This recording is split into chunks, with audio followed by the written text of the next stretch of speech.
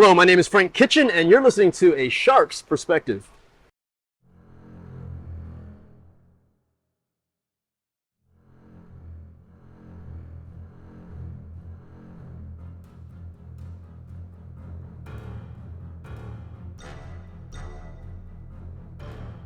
Welcome back, and thank you for joining A Shark's Perspective. I am Kenneth Kinney, but friends call me Shark. I'm a keynote speaker, strategist, a shark diver, host of this show, and your chief shark officer. How would you transform your professional dreams or visions from a thought into a reality? What mental barriers are holding you back? Are you in need of some fresh ideas? And are you getting rid of the stale ones? I caught up with today's guest at the 2022 National Speakers Association's Influence Conference, and we recorded a show live on site. Frank Kitchen is a professional speaker who has earned the Certified Speaking Professional designation by the National Speakers Association. And he's known as the Mindset Master Chef who works with organizations who want their people to break through the mental barriers they have to cook up the professional dreams they hunger for in business and life. And on this episode, we'll discuss some fresh ideas, what you tell your pregnant wife and father-in-law after you get fired and want to change careers, the National Speakers Association's Influence Annual Conference, earning a CSP and what that means, a recipe from going from vision to reality for what you're hungry for, getting past mental barriers, going from a stale office to a fresh environment, the 5-step recipe for success, having an NBA legendary Hall of Fame doppelganger, a 1,700-mile journey from one kind of heat to another, fruits and veggies, shark puns, kitchen puns, and a lot more. So let's tune into a Kitchen Fresh certified speaking professional with a professional speaking shark on this episode of A Shark's Perspective. Frank Kitchen, welcome to A Shark's Perspective. If you would, tell us a little bit about your background and your career today. All right, so Mr. Shark, my name is Frank Kitchen. I am the Mindset Master Chef. Quite simply, I work with organizations who want their people to break through the mental barriers they have to cook up the professional dreams they hunger for. So simply put, I was chasing down this professional speaking dream. I had the wrong mindset. I was around the wrong people in the wrong environments, and that led me to being fired from my employer on Father's Day, of which I have to go back and talk to my wife and explain to her while she's 6.5 months pregnant that I've lost my job. It's Father's Day. We've got our second child on the way. And to make it even worse, we got to go to her parents' house that weekend, and I got to go to my father-in-law's house and go, I've got no job. Your third grandchild's on the way. I want to be a professional speaker. I love you. And that's how things started. But that's who I am. I teach people how to transform those professional dreams or visions from a thought into a reality. So you got fired, lost your job then, she's pregnant. What became the motivation to help you? Because you could have sat in a dark place for way too long. Yeah. So it don't allow you to do that. Yeah. well, the first one is, you're driving from Arizona to New Mexico, and I got my wife and we're talking about it, and we had to do some self-analysis, and I recognized it wasn't the world's fault. It wasn't anybody else. It was me. I wasn't putting the work or effort. I kept talking about I'm the speaker, I'm a professional speaker, but I wasn't putting the work in. So, I started talking to my wife, and, we had the conversation, and she agreed, like, hey, you know what, let's go ahead and put the full effort into it. But then she said scary words to me, which were, I'd signed up for a speaker showcase in New Mexico. She goes, take my dad with you. And he had never seen me speak in public before, so now I got to take my father-in-law to the speaker showcase with me, and I've got, hard enough that I've got high school kids there, but now I've got my father-in-law, retired, marketing exec, in the back of the room analyzing me. But the funny thing was, after the speech was over, he goes, let's go home and talk about this. And I brought a couple speaker friends with me to his house, and we sat in his backyard for several hours. And he goes, this is what you're meant to do. What can I do to help you? So once I got his validation, so I've got my wife approving, I've got my father-in-law approving, I was like, okay, you know what, let's make this happen. So we're at the 2022 National Speakers Association's Influence at the Gaylord Opryland Hotel in Nashville, which is why you hear a lot of background noise. Big congratulations to you for getting a CSP this year, being awarded that. Talk a little bit about what the CSP is and what that means for you in your career. Right. So CSP is Certified Speaking Professional, and it's the highest earned designation or accreditation you can get as a professional speaker. So it means, you can be nominated for different things, but for this one, you have to earn it. Over a 10-year period, you have to prove that you have so many paid speaking jobs, that you have earned so much money, you have peer review, you have client review, they review your business plan. So, it's like a 6-month process just to be able to earn this, but then the shortest you can get it is in 5 years. So, you have to put a lot of work into it. So this year we had 10 people who were, in our class. Since it got created in 1980 by Global Speaking Federation, 17 different federations, less than 1,000 people have ever earned it. So less than 17% of speakers worldwide, professional speakers, have ever earned this. So for me, what it means to me is, we're sharing. 7 years ago, I was fired on Father's Day, so broke, no work, no jobs. And then 7 years later, I'm on the stage being recognized in front of my peers as one of the top speakers in the world. I mean, so that's just validation to me that, quote, hey, I've got it. But it's also saying that, what, nothing is easy, but anything's possible, and really put your mind towards it. I think you're off on the percentage though, because there's got to be a lot more speakers than that. Yeah. It's probably like 5% or less. Or less. I mean, when I started thinking about it, I was like, what? There's 8 billion people on the planet, Yeah. and there's only 5,000. And there's like 950 speakers ever. I'm like, whoa! It's like talk about that's like less and less. Or Tom Singer, I know he's a friend of yours. I think he said there's like 226,000 professional speakers on LinkedIn. And if you think about only 950 roughly of those people have earned their CSP, yeah, I mean that's like what, less than 1%. I mean, so that's just blows me away. Well, and I focus a lot of my own show, my own career on marketing and business growth. What is it going to do for you from a marketing perspective, how you present yourself as a brand? Well, as a brand piece, my clients are already using it. I mean, to announce that you have one of the top speakers in the world stepping on the stage provides value, to the client. But for them, because they're risking their reputation to bring you in, it's a good marketing piece. Like, hey, guess what? We've vetted out different people, and we're bringing in, quote, one of the best to come and work with you. So that helps draw people in. So, I mean, it's just a great marketing tool, but it's almost like signing like, PhD or MD behind your name, because it's proof that, okay, I'm not just a speaker walking off the street. I've had, like I said, a peer review going, hey, you have worked, you put the years in, and guess what? We agree that, you are one of the best, because I believe 22 people submitted this year and only 9 got selected. So, I mean, so you have to earn this. I mean, so it's just like getting a degree or any type of, accreditation. That means you're required to wear this super cool gangster Olympic medal now everywhere you go.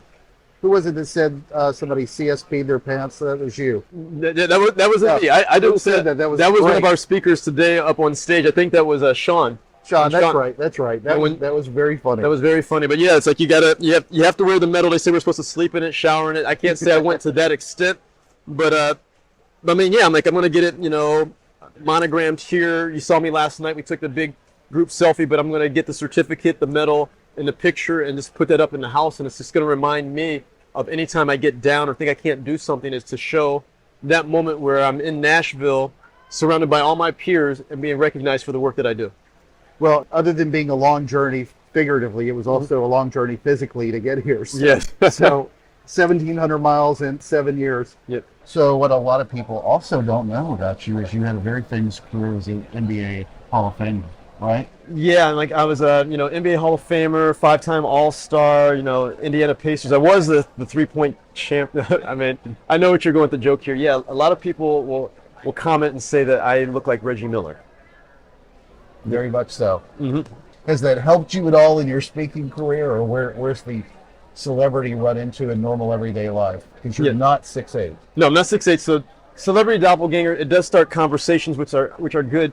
But the interesting one is it's been something I've been able to add to my speeches, in the sense of letting people know that, okay, I've got a celebrity doppelganger. I explain that we're one click away from achieving our dreams, personal or professional.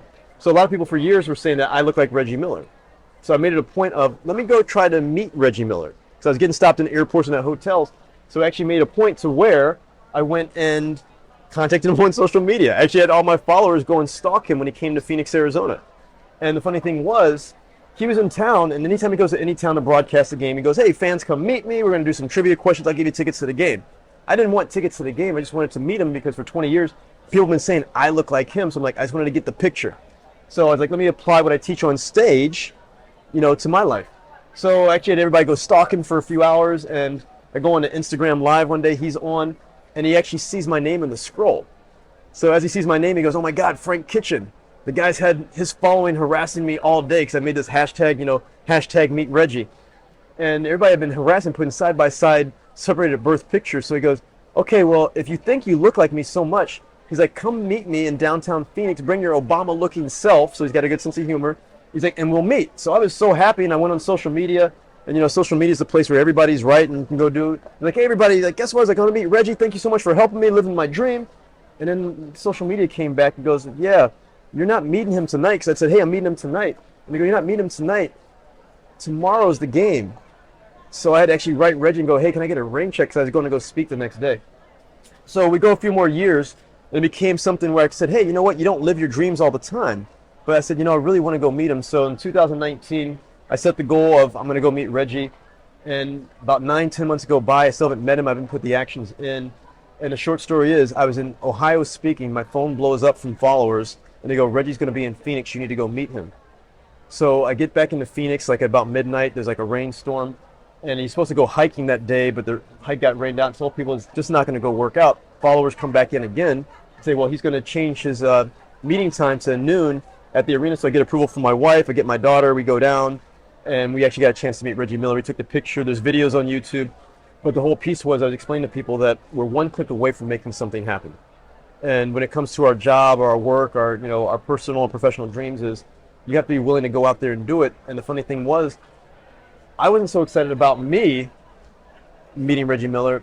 It was watching the reactions of all the people who saw me do it. That inspiration was the piece that gets me going now, just showing people like, hey, anything is possible when you have the right mindset. Who do you think is better? Are you a better keynote speaker, or is he a better three-point shooter? Wow, that's probably the best question here during this podcast. So ego-wise, I should say I'm a better speaker than he's a three-point shooter, but at this point, he's number 3. Take you in horse, yes. But you could take him in fresh. Yes, I could take him in fresh. Right. I've seen him on the commercials, like State Farm, Wendy's, but no, yeah, I could take him on the stage. So yeah, on the court, yeah, I'm not going to take him, but yeah, I'll take him on the stage. There you go. All right. Well, you can do the keynote for the NBA All-Star Game or something like that. Hey, we'll do that. Let's talk a little bit into the nitty-gritty of what it is you do, what you talk about. How is it that helping people break down these mental barriers are going to help them achieve new growth? Yeah, so essentially I share with everybody, it sounds like your mindset is your mental cookbook. So if we're going to go make a meal right now, we're hungry for something, we're going to either go to Google or go to a cookbook to look for it. And if we don't see a recipe or see a prior recipe that we've had or had an experience with, we don't think we can do it. So for me or the people I work with, what I want to do is I want to provide them, visual proof of what can be done. So when I speak, I either share my story or people who I've worked with to remind everybody, like, hey, you don't have to be a speaker, you don't have to be, a diver. But guess what? These people found something that they're hungry for, that they're passionate for, and here's the steps or the recipe that they use to transfer from vision to reality. It's like, stop thinking about what you're doing, stop talking about it, start living it. In order to live it, you have to put the action in. So for me, I tell them, I share a recipe with them. I was like, here's a proven recipe for transforming that vision into reality. So that's the big piece is, for me and anybody I've known who struggled, our mental barriers become physical barriers. And I have to work with the groups to really go back and do self-reflection, because we want to blame everybody, especially in the United States. The American way is to blame or complain, which means it's not anybody else's fault. You have to go really look back. It's like, okay, well, what have I done? Have I put myself around the right people? Have I put myself in the proper environments? Or if I'm on stage, I start to share, it's like, okay, here's how we burn our meal. The vision is what we want, the thing that we hunger for. But many times what we'll do is we will wait. And you can't wait to make something happen. We will try to be somebody that we're not. We will, care about the opinions of people who don't care about us. We will try to be somebody who we're not. And all of these mental barriers become a physical barrier because our mind is designed to protect us. Not to cause pain, not to get us injured. So if we can self-justify why we might get hurt or why we can't do something, lying to ourselves, trying to be somebody or else, caring about somebody else's opinion, we're like, oh, they're not going to like it. You know what? I'm not as good as Shark. Hey, you know what? It's not the right time. Hey, you know what? I've never really accomplished anything good. We're actually doing that to protect ourselves, so we're actually holding ourselves back. So what I'm doing now as a speaker, I could have done years ago, but what happened was I held myself back mentally because we're here at this conference with all these amazing speakers. I didn't put myself around other amazing speakers who are making their careers happen. I just said, you know what? I'm not as good as them. So that's what I try to teach people is, what are your mental barriers? Once we can get past those, we can make the physical happen. So how do you keep yourself from doing this as well? Because it's easy. I'm going to sort of lean on the stale versus fresh analogy. There we go. How do you keep yourself from falling into that trap as well? So yeah, great question. And the big piece is, as you said, you try not to surround yourself by stale people. I was talking with my wife earlier today, and she was saying, she went to a table, and there's some people with a fixed mindset. And the fixed mindset was, let's find all the problems, let's point all the problems out versus offering solutions. Fresh people, a fresh mindset are people who are offering solutions. Anybody can point out a problem. But what happens is we all want solutions. We got to be around people who point out solutions. So we're here at this conference right now, and everybody here, majority are saying, okay, you're telling me right now, Frank, here's the tools you need to start a podcast. That's a solution. Fixed mindset is, I've never done a podcast before. I don't have the equipment. I've never done it. I'm not good at it. And guess what? You're not going to do it. But if I go hang out with Shark, and Shark's like, hey, Frank, here's all the things you can do. If you have any questions, please let me know. That's the fresh mindset. What can we do that's either new, exciting, unexpected, but that's how we grow. So what would your advice to be if you're in a workplace? Because when you're taking yourself somewhere outside of there, you can focus on that and yourself, look in the mirror, hopefully deal with it. But there's a lot of business offices I've been part of, as you probably have as well, that stale is a polite word. Yeah. Rotten. Rotten, yeah. I mean, essentially, when I'm on stage, I share with people, it's like, you either have to find that fresh environment or you have to create it. Now, many times, I'm honest, in the workplace, you may look at that workplace and say, hey, you know what, it's not going to change. And you might have to take yourself out of that workplace and find a new workplace. Or there's other occasions where you can step up to be the leader and say, hey, you know what? And you can start small. What's the complaint that you have? Go to the leader, go to your boss, go to your manager, go to the, supervisor, and make a suggestion, because many times for our employers, people come to them with complaints. Here's what's wrong, here's what's wrong, here's what's wrong.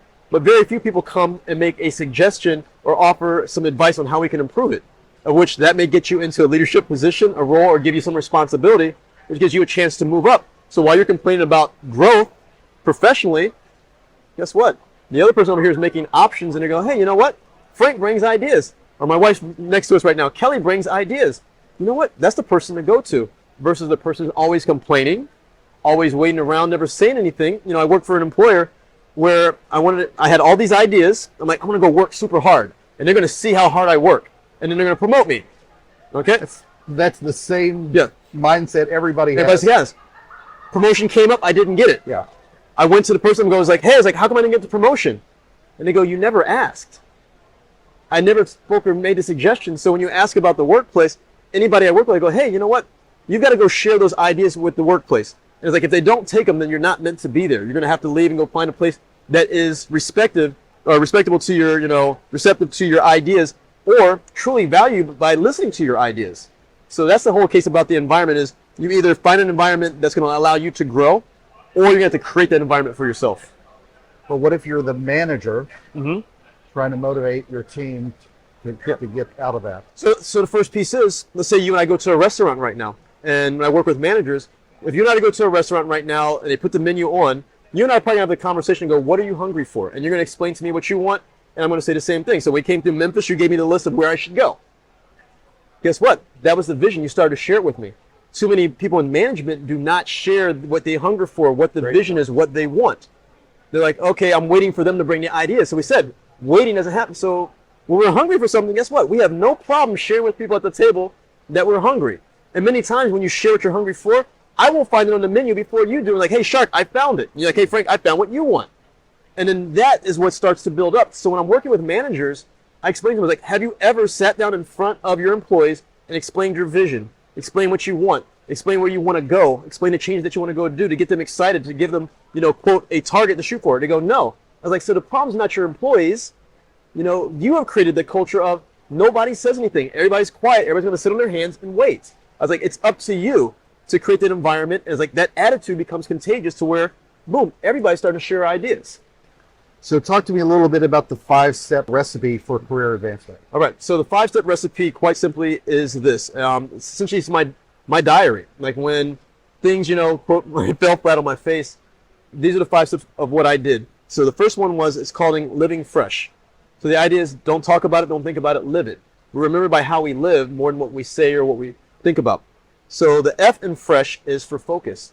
What are you focused on? What are you hungry for? Many people, when I work with the CEO, she goes, well, the focus is to make more money.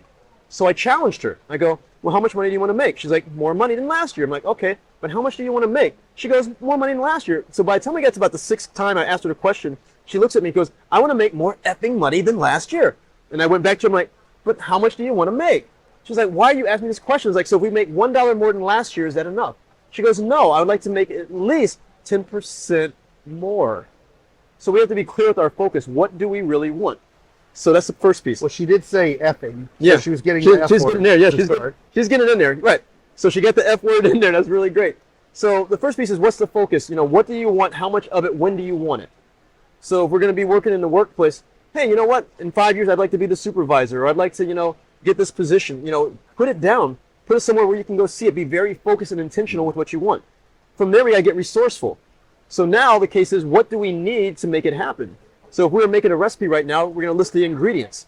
And the number one ingredient we need is a network. Who are the people around us that we need? The human resources. Because we don't have all the answers, but we probably have somebody in our network who has the answers, who can go direct us. We're in this world where we try to do everything by ourselves, but you don't have to. Like, people will ask me, it's like, hey, Frank, man, you must have busted your butt. I'm like, no, I'm surrounded by a great team of people, and each person has a different role to help me play. I was like, I'm the tip of the iceberg, but there's probably 20 people around me who help me out. So what are the resources that you need to, quote, create this career success?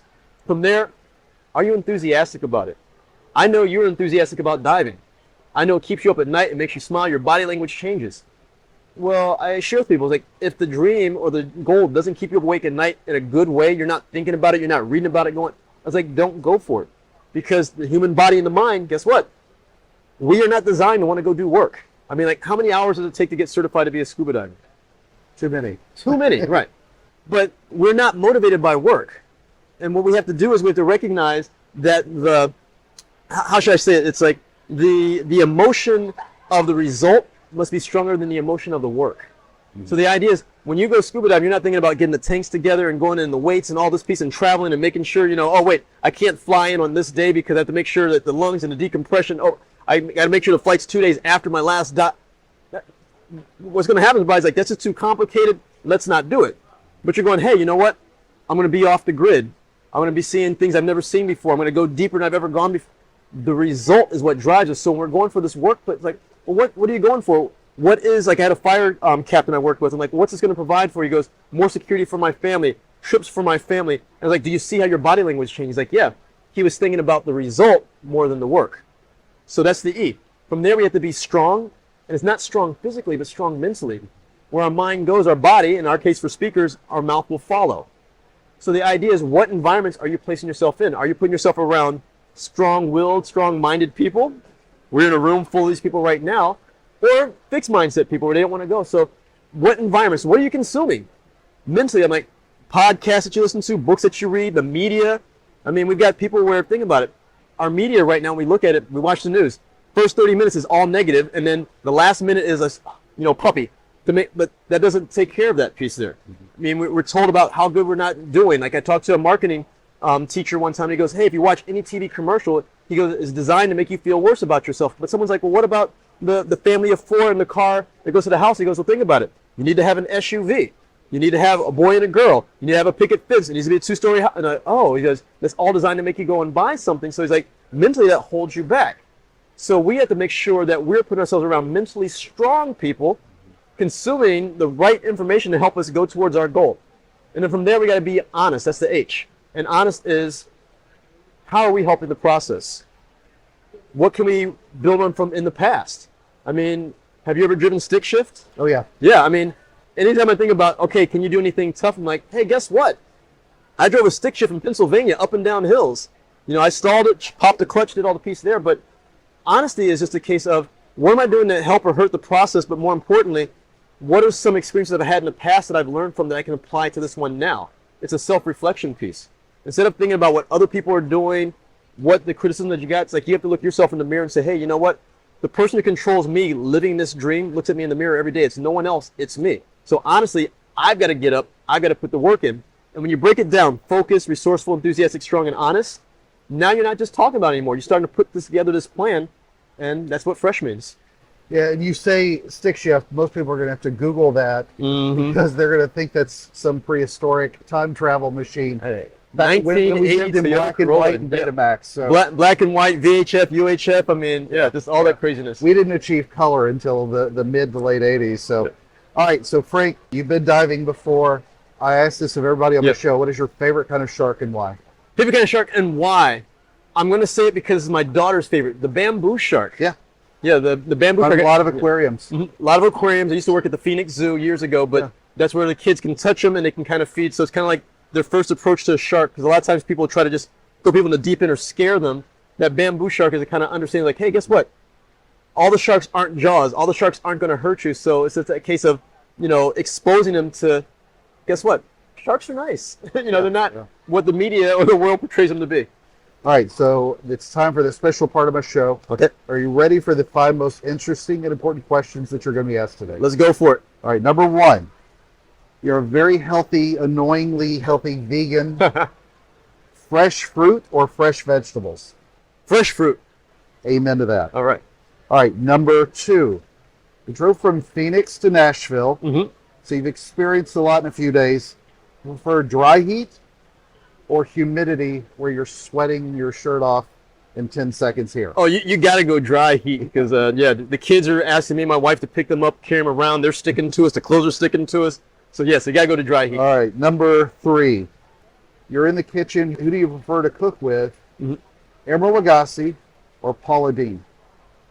I'm going to go Emerald because Paula Deen just loves too much butter. Yeah. So Paula Deen might kill us. So at least Emerald, he might drink us to death. But, so I think that'd be less painful than like dying of a coronary. I just ate at a Paula Deen's, and the meal should have come with a defibrillator. It was amazing food, but everything was butter, butter, butter. 2 sticks of butter? Exactly. So number 4, CSP, which you've achieved, and again, congratulations, or CPAE. For me, probably next aspiration. Yeah, so everybody saying, so CPAE, that's Hall of Fame. And obviously that's being recognized by your peers. But I'm going to say CSP because it means I earned it and I put the work in. So it's just proof and validation to me that I did the work. Oh, man. All right. Number 5, and the most important question you're going to be asked today. Vegan or non-vegan, you choose. Biscuits or cornbread? Oh, I've heard you ask this one before. It's got to be cornbread. My family's from South Carolina, so you got to go There to you go. cornbread. Okay. Cornbread's the thing I go for. My wife knows about that one, so Good yeah. choice. Well, Frank, where can people find out more about you? Find some recipes, Okay. So there's business recipes, mindset recipes. Yeah. Find out more about you and learn about the CSP and more. Yeah. Well, I didn't hire you as my marketing guy, so it's just going to be frankkitchen.com. So FRANK and then another K, kitchen spelled just like the room, because people always ask me, how do you spell it? So frankkitchen.com. Go there. You're going to find blogs, videos, YouTube channel links, but everything's in that one spot. So just look up Frank Kitchen. Well, you and I share something. I mean, Shark has been part of me my whole life. So I do a lot of Shark points. You do kitchen.